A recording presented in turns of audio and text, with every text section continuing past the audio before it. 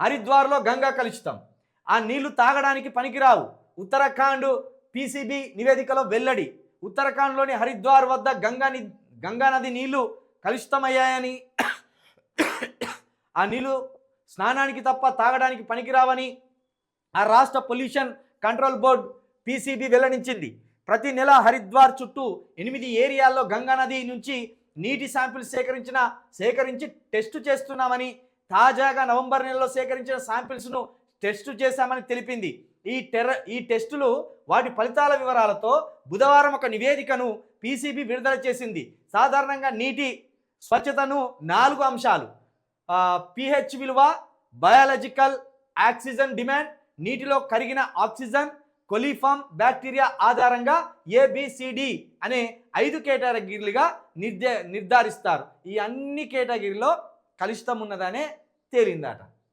హరిద్వార్లోని గంగా నీరు కలుషితం. దీనికోసం కోటాను కోట్లు ఖర్చు పెట్టింది.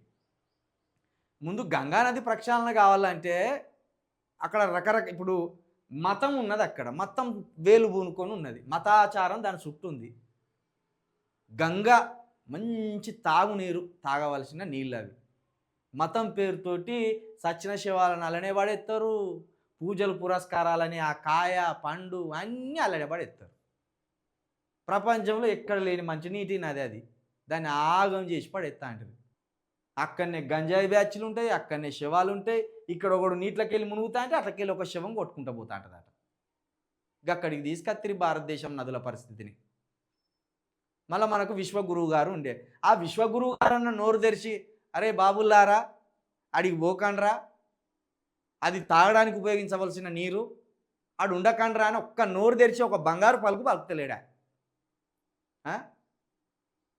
అక్కడనే అస్థికలు కలుపుతారు, అక్కడనే పోరగాళ్ళకి స్నానాలు చేపిస్తారు, వాళ్ళనే బట్టలు ఇడిచేస్తారు, వాళ్ళనే సచిన శవాన్ని ఇడిచిపెడతారు.